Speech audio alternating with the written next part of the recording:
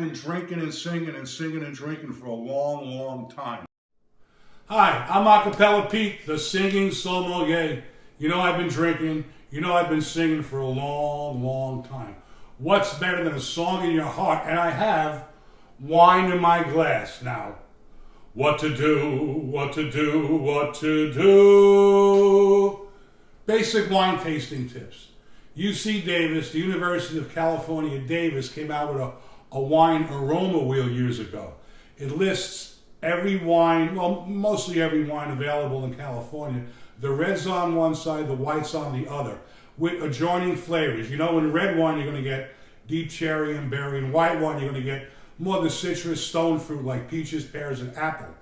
In red wines, you will get slight nuances, aromas of tobacco, licorice, and leather. The first thing you want to do is you want to swirl the wine. This releases everything. Think of a genie stuck in a bottle for a couple of years. They got to stretch their legs. And this starts to oxidize. Air can be good and air can be bad. You want to have a little air in it because it's been stuck in a bottle. And if too much air, you have oxidation, the wine is bad. That's the first thing you do. The second thing you do is you look at the appearance. You can look at it against a white piece of paper and you can figure out more what's going on. Is it ruby red or is it a brick color? If it's ruby, it's probably a young wine from California, very, very fine, very fresh.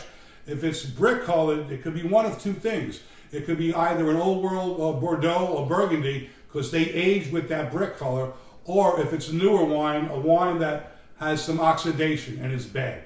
Is it clear or is it cloudy? If it's clear, again, it might be a new wine, Cabernet or red wine Merlot from California. If it's cloudy, doesn't mean it's bad. It means it hasn't been as filtered as much. I like to have a fork and a knife when I'm eating a nice chunky wine that hasn't been filtered or fine. Third thing you do, you got to stick your nose in the glass. You swirl it around and you say, now, what do I get? I get sour cherry, I get deep burgundy, deep burgundy flavors, burgundy colors, deep berry, licorice, tobacco, leather is a common aroma.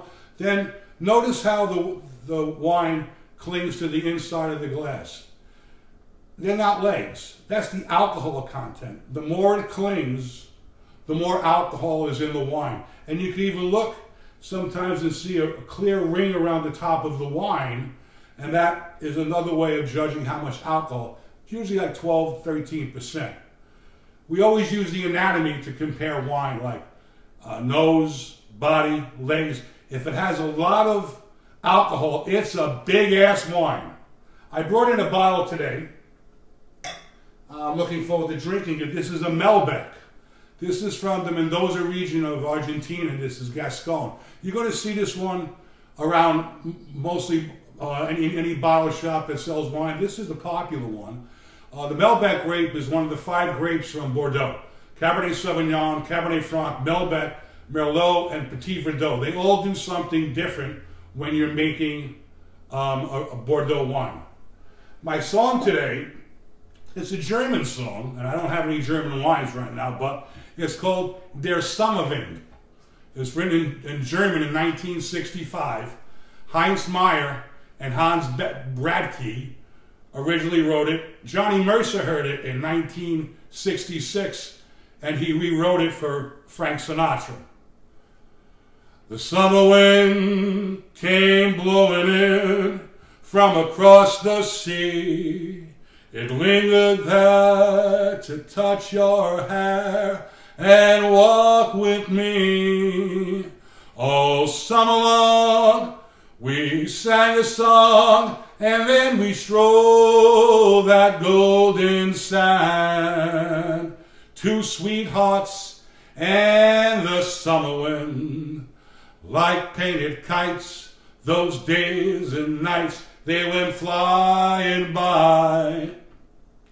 The world was new beneath the blue umbrella sky, and softer than a piper man, one day you called to you.